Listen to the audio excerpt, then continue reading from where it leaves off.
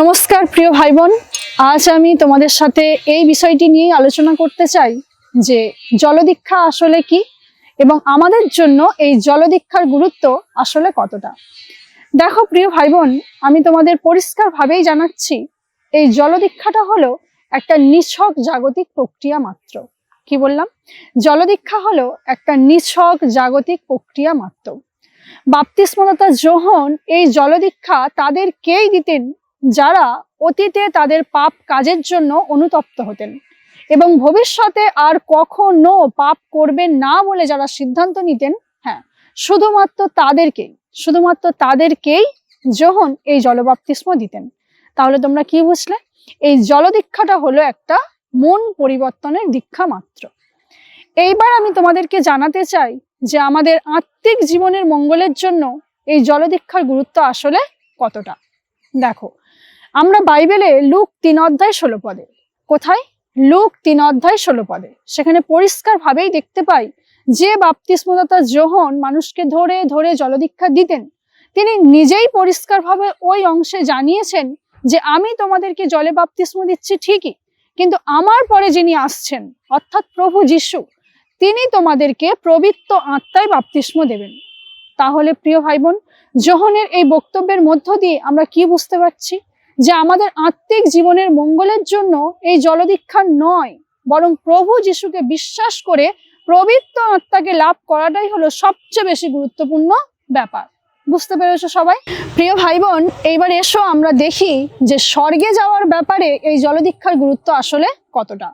দেখো, যিশুর এক শিষ্য সাধু পৌল, আমরা বাইবেলে দেখতে পাই প্রেরিত 19:1-5 মধ্যে যে সাধু পৌল একবার ইফিস মণ্ডলীর লোকেদের কাছে গিয়েছিলেন এবং সেখানে গিয়ে তিনি তাদের কাছ থেকে জানতে পারেন যে তারা যোহনের কাছ থেকে জলদীক্ষা নিয়েছিলেন। সাধু পৌল তখন তাদেরকে সঙ্গে সঙ্গে বলেছিলেন যে তোমরা যোহনের কাছ থেকে জলদীক্ষা নিয়েছো, কিন্তু ওটা তো ছিল মন পরিবর্তনের দীক্ষা মাত্র। তোমাদের প্রভু যিশুকে বিশ্বাস করে পবিত্র আত্মা লাভ করতে হবে। প্রিয় ভাই বোন, এইবার এসো আমরা দেখি যে স্বর্গে যাওয়ার ব্যাপারে জলদীক্ষার গুরুত্ব নিয়ে প্রভু যিশু নিজে আমাদেরকে কি বোঝাতে চেয়েছেন। স্বর্গে যাওয়ার ব্যাপারে আদৌ কি এই জলদীক্ষার কোনো গুরুত্ব আছে? তো এটা একটা সুন্দর ঘটনার মধ্য দিয়ে আমি তোমাদেরকে বোঝাতে চাই, যেখানে প্রভু যিশু নিজেই তাঁর এক মহৎ কাজের মধ্য দিয়ে আমাদের কাছে প্রমাণ করেছেন যে আদৌ স্বর্গে যাওয়ার ব্যাপারে জলদীক্ষার কোনো গুরুত্ব আছে কিনা।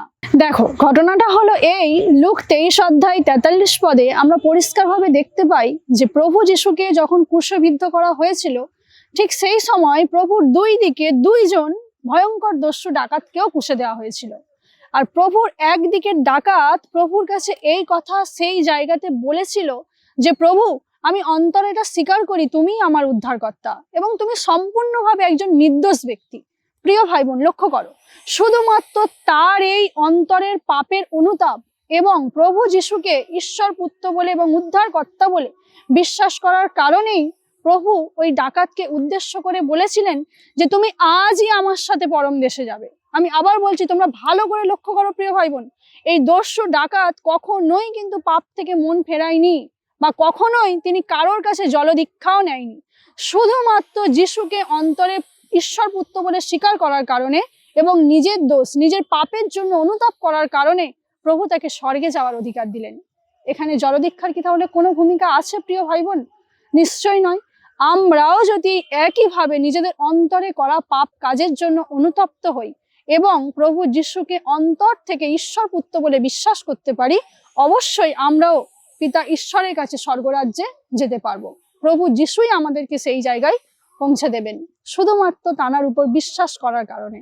তো এই জন্য আমি তোমাদের সকলকে এটাই বলতে চাইছি, দেখো, এই জলদীক্ষা নিয়ে তোমরা কেউ একদমই মাতামাতি করো না, বা জলদীক্ষার ভয়ে তোমরা কেউ এই প্রভু যিশুর কাছ থেকে পিছিয়ে যেও না। তাই সবশেষে আমি তোমাদেরকে আরো একবার বলছি, দেখো প্রিয় ভাই বোন, জলদীক্ষা হলো সত্যিই নিছক একটা জাগতিক প্রক্রিয়া মাত্র। আবার বলছি, সাধু যোহন এই জলদীক্ষা তাদেরকেই দিতেন যারা অতীতে তাদের পাপ কাজের জন্য অনুতপ্ত হতেন এবং ভবিষ্যতে আর পাপ করবেন না বলে সিদ্ধান্ত নিতেন। হ্যাঁ, শুধুমাত্র তাদেরকেই দিতেন। অতএব এটা মন পরিবর্তনের দীক্ষা ছাড়া আর কিছুই নয়। এর দ্বারা স্বর্গরাজ্যে যাওয়া যায় না। আশা করি তোমরা পরিষ্কারভাবে বুঝতে পেরেছো যে স্বর্গে যাওয়ার ব্যাপারে এই জলদীক্ষার কোনো ভূমিকাই নেই। স্বর্গে যাওয়ার জন্য প্রভু যিশুকে অন্তরে বিশ্বাস করাটাই হলো যথেষ্ট। তো যাই হোক, আজকের আমাদের আলোচনার যে মূল বিষয়বস্তু ছিল যে জলদীক্ষাটা কি এবং আমাদের জন্য এর গুরুত্ব কতটা, তোমরা নিশ্চয়ই খুব ভালোভাবে এই অধ্যায় পদগুলোর মধ্য দিয়ে বুঝতে পেরেছো। আজ এই পর্যন্ত, ভালো থেকো সবাই, নমস্কার।